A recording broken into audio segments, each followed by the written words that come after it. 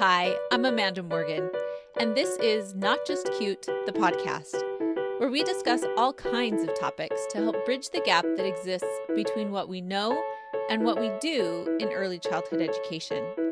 We're starting conversations with academics, authors, decision makers, educators, and parents so that together we can improve the quality of early childhood education while at the same time protecting and respecting the childhood experience. If you've listened to many episodes here at Not Just Cute, it's likely you've already met Ray Pica. Ray is a force.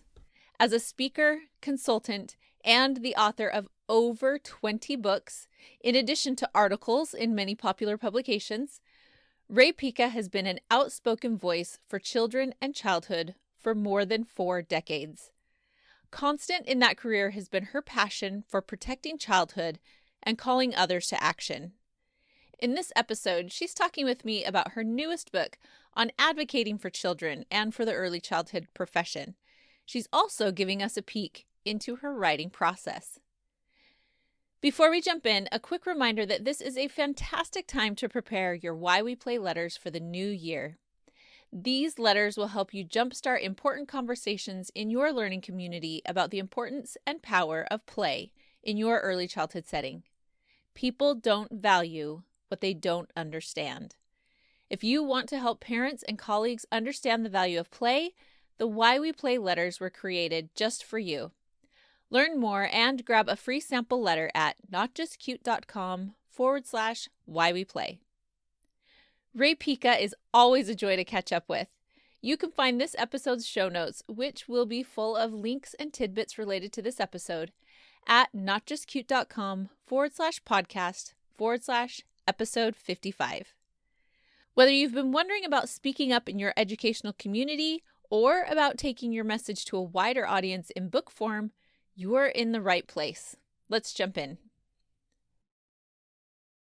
Good morning, Ray. How are you? I'm well. How are you, Amanda? I am doing well. I'm so glad that you wrote another book so that we could have another conversation. That was really thoughtful of you. Oh, well, I did it just for you. That's the only way we can get together. Oh, it shouldn't be that way, though, should it? It shouldn't. No, we should just set up more conversations. Yeah. Right. I feel like I ask this every time. Do you know how many you've written now? How many books you've written over your career? Okay, so this one will be the 22nd. That's amazing. Yes. And I want to talk a little bit later about that process. And you're such a prolific writer, but we'll save that. I'm going to put a thumbtack right there. We'll come back to it. Okay. So 22 books. How is this one different? Oh, well, it's a completely different topic for me. For one thing, people don't associate me with advocacy, but I've just gotten so ticked off by everything that's happening in the early childhood field. It's insane and it's wrong. The children are suffering, the teachers are suffering, the field is suffering, and I would like to help put an end to it. It's sometimes I do feel like Sisyphus pushing that boulder up. Only to have it rolled back down again, but darn it, I keep trying. Well, and it's interesting that you said people don't associate you with advocacy, because I do, but I think that it's partly because some of the best advocacy comes from having good information. And I say over and over that we need good information and good people to come together. And if we can get more good people, that good information, then they come on board and advocate with us. So I think you've been doing advocacy your entire career as you get good information to people. I love that you think of me that way and that you think of advocacy that way. I am always spouting off about some things. I suppose it doesn't come as a total surprise that this book is about sparking a revolution. It's time for the revolution. I'm tired of waiting for it. And that's the title of your book. I haven't mentioned that yet. Spark a Revolution in Early Education. And so tell me a little bit about that shift. So you've done books before that are very much similar information, right? You've constantly been sharing that information of here's what children really need. And what if, right? What if we understood what children really needed? So how have you approached that shift of it's not enough just to know, let's intentionally spark a revolution. Let's really advocate. What does that look like for you in this process? Yeah, the subtitle is Speaking Up for Ourselves and the Children, Hmm. because I feel as though educators in general, but early childhood educators in particular, have not had a voice. Social media is giving them more voice than they used to have, but you know, they're early childhood people are the loving ones. They're the ones who like to hug, and and they don't see themselves, donning armor and battling the forces of evil. Um, so I want to help them, and let me back up just a moment, because it's not about donning armor and battling the forces of evil.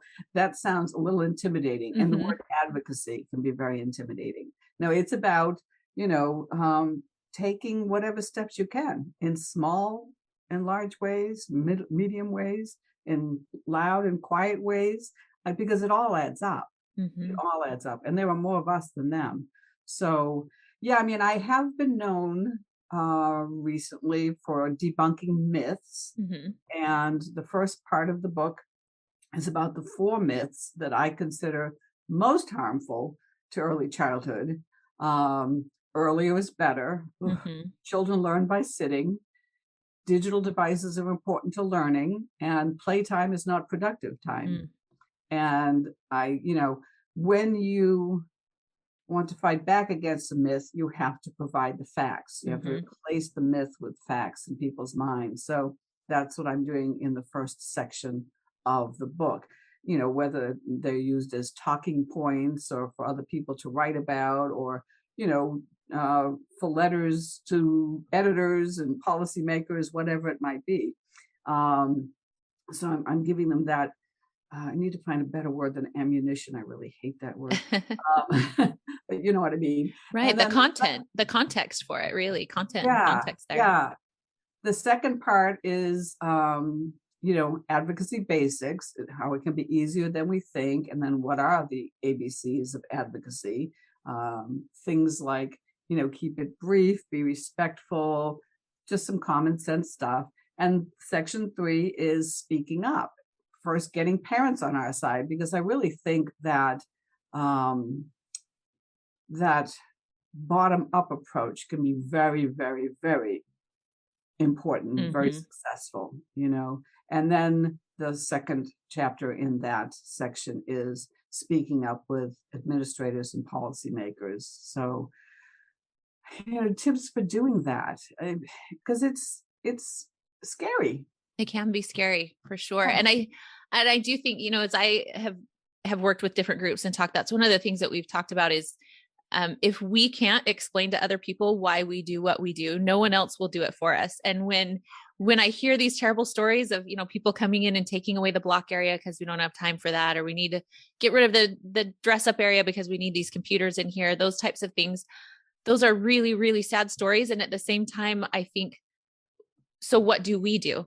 Are we ready to say, here's why you can't do that? And I recognize that some people may have already tried that, and that I'm not placing blame, but I'm saying Oh, in those situations, are we ready? Are we ready to say, let me tell you, let me show you why we do what we do? Let me tell me and let me tell you and let me show you why this matters. And yes. that these aren't just cute, fluffy things, but that these are really the tools of our work.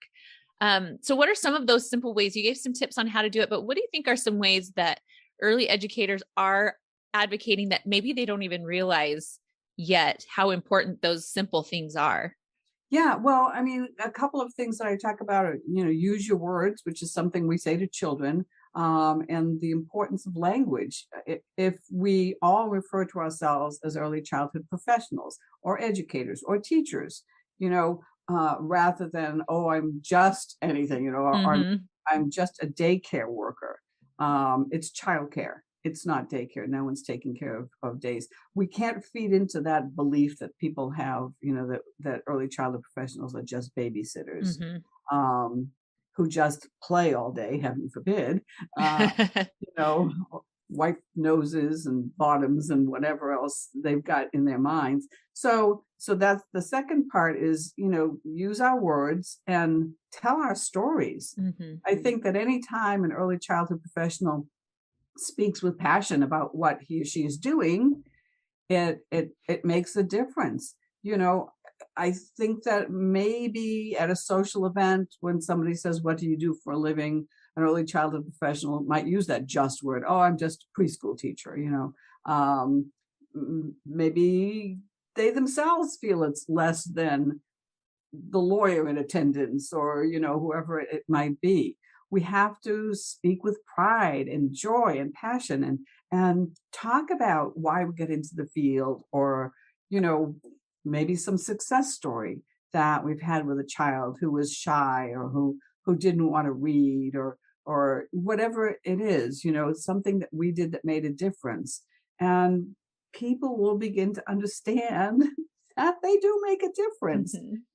It's just so important. I'm always blabbing at people. If I find out an Uber driver is a parent, I start on my spiel, and I mean, it's not a spiel. I start talking to them about early childhood. I was on hold one day with technical whatever, tech support for something, and while we were waiting, I heard a little girl in the background. It turned out she had a 4-year-old, and we started talking about her preschool. So we do that, and the more that we show passion, of course, but the Mhm. more that we um, show our expertise, Mhm. because we have expertise, then the more respect we're going to get. So simple things like that. And then there are ways to share information with parents. A lot of times they might feel, "Oh, I don't want the parents to think I'm a know-it-all, or I know their children better than they do." There are simple ways to share it. And just, if you come across an article, do it with Mhm. enthusiasm. "Oh, look, I came across this great article. I thought you might like to read it too." I mean, Mhm.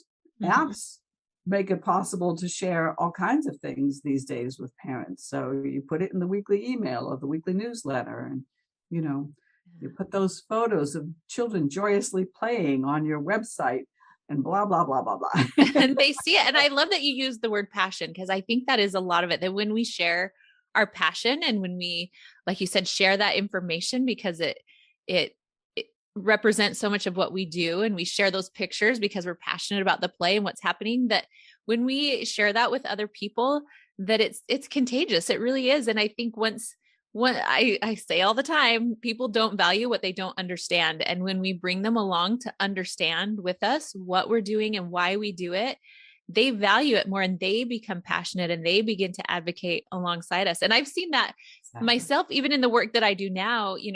I've come across people that will ask about the work that I do. And I've literally had people respond, preschool teachers do professional development. Like, there are conferences for preschool teachers. And I thought, Really? okay, let's not take that personally. But as I've shared with people what I do and how much I love, working with early educators, and why this work is important. And it's interesting to see people who maybe before didn't quite understand what that work was about, what that field was about. People in my life who now they'll share articles with me. "Oh, I thought that you might find this interesting because it's what you've talked about." So they're right on board with, "Oh, I get it now. I see the I spark. And love that. I thought you might find this interesting." And I just think that when you share that passion, that it brings people along with you. And when you can open their eyes to understand, things Mhm. just start to click, and those advocates just start to just line right up with you. Yeah, absolutely. I think that none of us really knows what's involved in somebody else's work. Hmm. We might think, "Oh, I know what an accountant does," or whatever. But we don't know on a day-to-day basis everything that's involved. And they certainly don't know what's involved in early childhood education. And as you mentioned, getting those advocates on our side. That's why I think that bottom up approach with parents is so important, because there are so many of them, Hmm. and there is strength in numbers. So we help them understand that this is more than just some place to drop your child off. Um, we show them what child development is about, and brain development, and that it is not about flashcards and lapware. Right.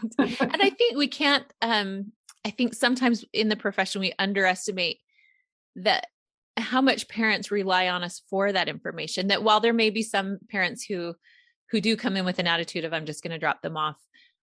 There are many parents who are trying to figure this out. And this is the first 3-year-old they've had to figure this out with, or the first 4-year-old they've tried to figure out 4 years old with. And I think most parents I've come in contact with are so grateful for these early educators who can say, oh, I've seen lots of 3-year-olds. I've seen lots of 4-year-olds, and I've studied child development. And here are things that I know.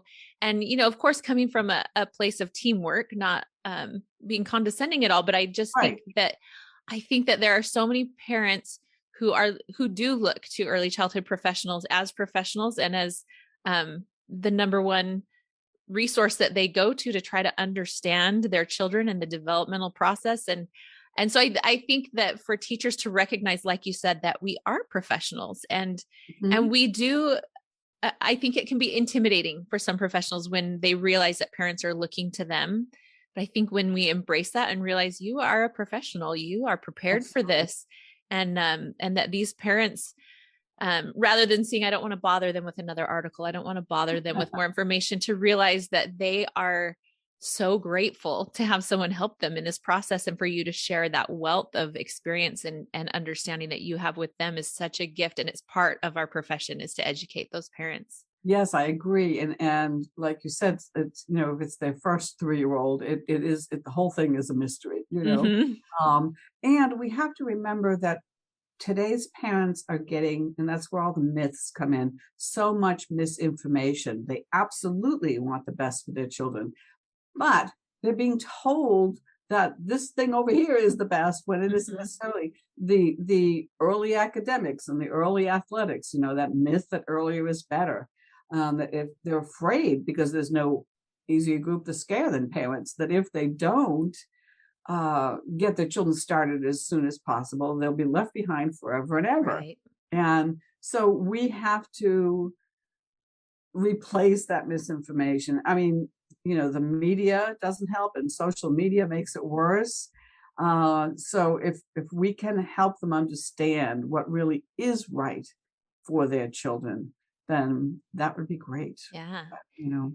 Now I'm curious, as you've been sharing this message for years and years, and there have been a lot of challenges that have, like you mentioned, social media has changed the landscape. There are a lot of added challenges and just new ways that challenges have presented themselves. And I think it's easy for us to count out here all the ways that it's become more challenging, or how our culture maybe is moving further and further away from what we know is best for children. But I'm curious, are there ways where you have seen progress being made over the years in your profession and in your role as an advocate? Do you see any bright spots where maybe we have made progress in this area? I was afraid you'd ask that. I think that more people, more educators are willing to speak up. Maybe not enough of them yet, but I think that they're less willing. A colleague said to me a long time ago, for too long, teachers have been told to shut up and do their jobs, and for too long, they've complied. And I know that sometimes, they have to comply. They have to earn a living, feed their family. But I find that there are more and more of them who are fighting back. And that, I think, is definitely the only bright spot I can think of. I feel like as well, though, there is, in addition to that, and maybe that's part of why I feel like we have more science on our side than ever before. Oh, I think is another one I would add to that. Yes. I get discouraged, though, because we have so much research, and other countries are using all of our wonderful research, and it feels as though we keep ignoring it here in this country, and that we don't look to other nations. We don't look outside of our borders for answers when they're right there. But yes, I mean, we do have, as William Doyle, co-author, or maybe it was Posse Selberg, they're both authors of Let the Children Play. I listened to a summit that they were speaking on, and they said the other side doesn't have the research. So you make a good point. Yeah. Right. I think that's encouraging. And I think when it comes to, like you said, having the confidence to speak out, for me, that is where a lot of that confidence comes from. That, like you said, this is where the research is. And I think because of that, I feel like, and maybe it's wishful thinking, I feel like there is a little bit more momentum, more of a groundswell that, because you can just present that data and people, I feel it's easier to get people on board with those conversations when they see the data and they are, I remember coming to I was doing a training and they had a parent education night the night before. And I had kind of been given a heads up. One of the directors said, there's a parent who's pretty skeptical, and I give her full permission for that. She said she was just a little hesitant because, this is an online person, and she, I think rightly so, said, well, but what are, what's the background? What are the resources? I think there are a lot. I think that's fully fair. There are a lot of online resources, a lot of social media things, and the roots don't go very deep. Right. Right. So I'd already had a heads up and then talked to this parent. A long story short, she was a very intelligent, very deep thinking parent who was very conscious about what kind of information she was bringing in. So to the director's eyes, she's like, heads up. She may challenge you. She may push you. And she didn't. Our conversation that night was so rooted in the research, because that's where it is. And that's what I do. And it was so great to talk with her afterwards and just see in her eyes that that's what she was looking for. I want research. I want citations. I want to see what this really means. And she was fully on board because she could see the data. Yeah, I love that. And for others, you said we have to tell them and we have to show them. For others, they need to see it. Mm-hmm. And there's a woman I know who taught kindergarten for 40 years, and she's retired now. And she was doing it the wonderful old-fashioned way for many years, with the blocks and the housekeeping center and all of those good things. And then new administration came in and handed them, and the young people aren't going to know what the heck I'm talking about when I say ditto sheets, but worksheets, essentially, handed packet after packet after packet to the teachers and said that they would be using that. And this wonderful woman said, and this story is in the book, I will use one of them if you will allow me to show you that my methods work. She had an open door policy. Parents, administrators could come see what she was doing. And the important thing was she was able to explain what she was doing. I say that all the time. You need to, not only if somebody says, why are you doing this stuff? Mm-hmm. You need to be able to say, well, this addresses word comprehension, which falls under such and such standard. Mm-hmm. It's really, really important to link it to a content area, and if possible, to a standard. And the administration saw that it worked, and she was allowed to keep doing, mm-hmm. Things the right way.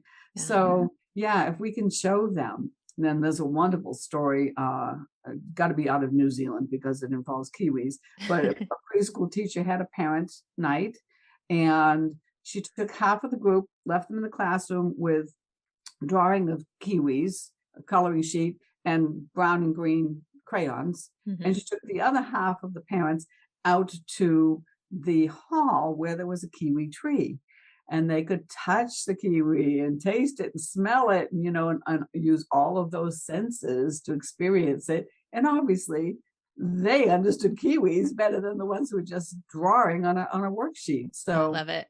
So we need to tell them, we need to show them. Mm-hmm. And when we do that, there are going to be those ripple effects of that, yes.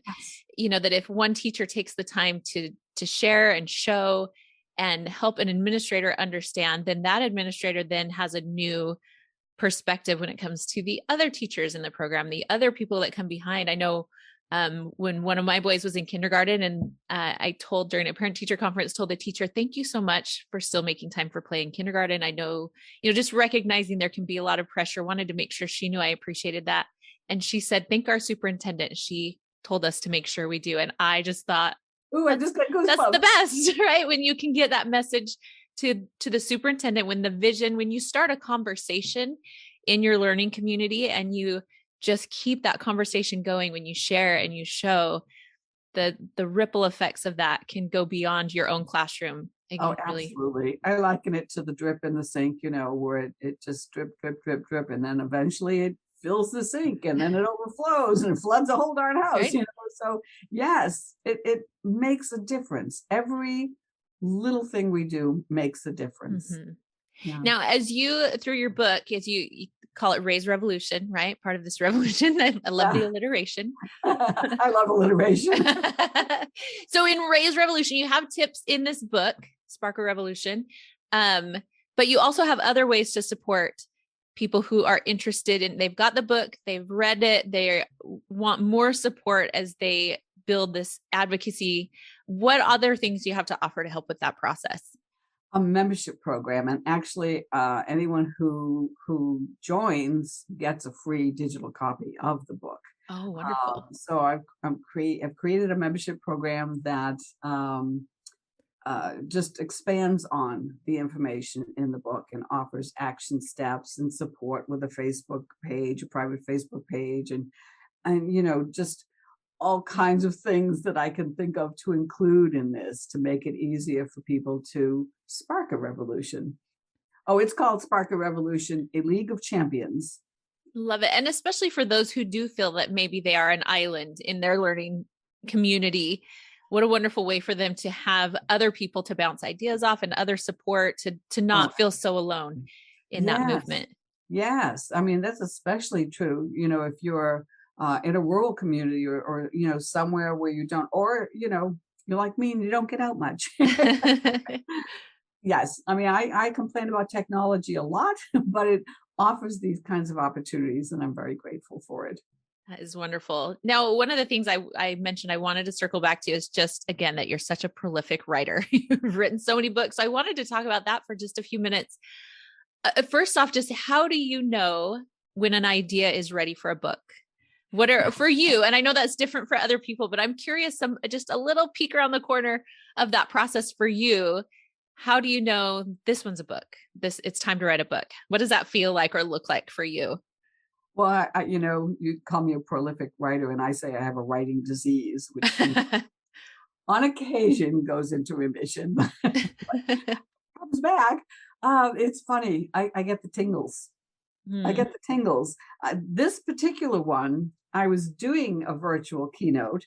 And, one of the things I love about the virtual presentations is that I feel like people are more inclined to ask questions and have discussion with you at the end. Whereas if you're on a stage, maybe not so much from the audience. Anyway, we were talking about speaking up, and I don't think I don't think I used the word spark a revolution, but I think I said something about speaking up for ourselves and the little ones, which Red Leaf changed to the children, but that's okay.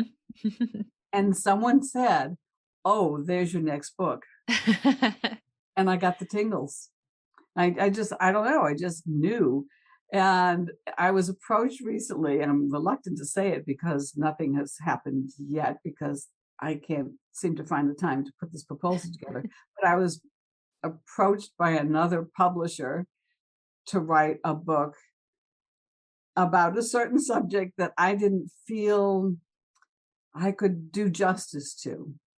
And I told her I'd percolate on it. And then one day I saw the angle for it in my head. And I told her, right now I don't have the tingles.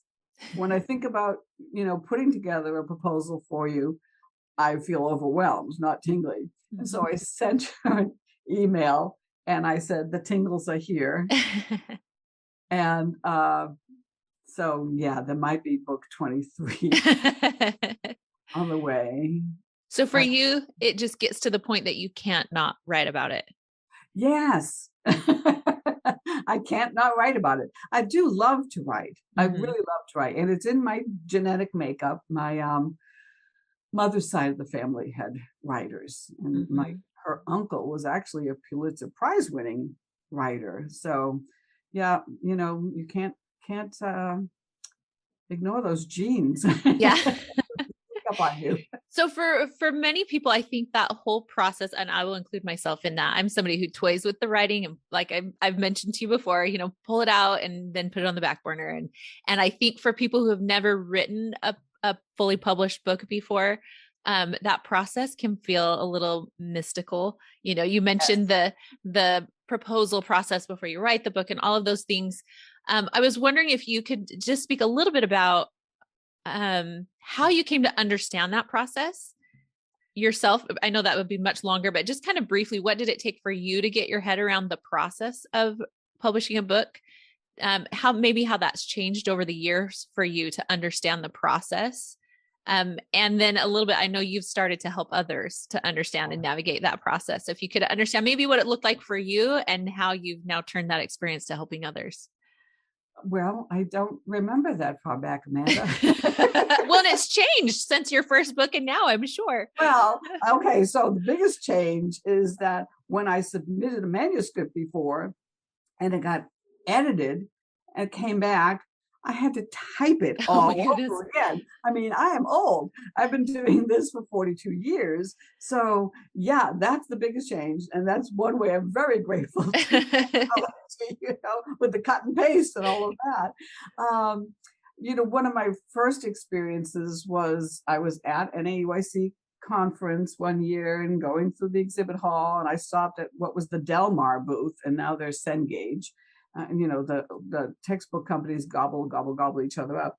And this guy asked me what I do, and I told him, and he said, "Would you be interested in writing a textbook about movement?" And I said, "Yes." I mean, because I've wanted to be a writer since I was a little girl. Mm-hmm. So of course I said yes. And then I tell the story to my writing group that after I did sign the contract, I hyperventilated for 3 weeks. I could not take a deep breath. I was scared out of my mind. And the one good thing that editor did, we didn't get along very well, was tell me little bites, Ray, little bites.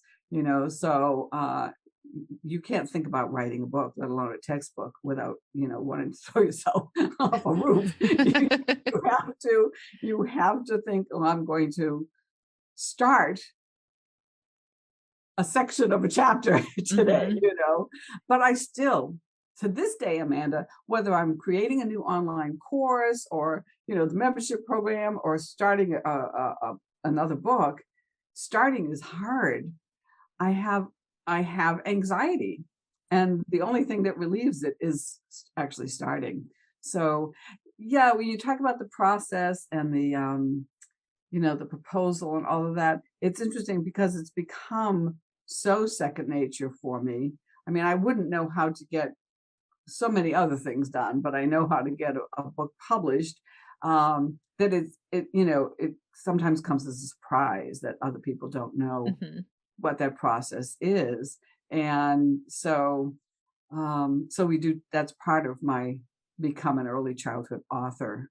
It's a cohort-based masterclass that I've done 2 cohorts so far. I'll open it up again, excuse me, in January mm-hmm. for cohort 3. And, we go through all of those steps, and I want to give other early childhood professionals that voice, mm-hmm. It circles back, doesn't it? Yeah. I love it. I just absolutely love it. We meet every other week and online, and it's just so, it feeds me, as much as I hope it feeds them. Mm-hmm. Yeah. I love that. Well, I will make sure that we share these links and resources for people to find all these amazing things that you're putting out into the world. You're such an amazing resource, an amazing advocate, an amazing, just all that you share for professionals and for the little ones, for the children. The little ones. Yeah. So thank you so much, Ray, for all that you do and for taking this time to share what is new for you right now. And I'm sure we'll be talking to you soon about the next new thing. Thank you, Amanda. I really appreciate the opportunity to talk to you. And you've brought tears to my eyes now, so you made me cry. Well, thank you. Thank you. Thanks again for listening to Not Just Cute, the podcast. You can find show notes at notjustcute.com/podcast/episode 55. There, you'll find links to the books and courses we discussed today, as well as other fascinating tidbits I know you'll love. You can also hit up the show notes for a link to the Why We Play letters. head to notjustcute.com/podcast/episode 55, or go straight to notjustcute.com/whyweplay to get signed up and download your free sample letter. The Why We Play letters will help you start conversations and advocate for developmentally appropriate, play-based early education. I'm Amanda Morgan. You can read more on my blog and sign up for the Not Just Cute newsletter at notjustcute.com. You can also stay tuned for social media updates on Instagram by following me at Amanda_notjustcute. Thanks for listening today, and as always, thank you for standing up for children and for childhood.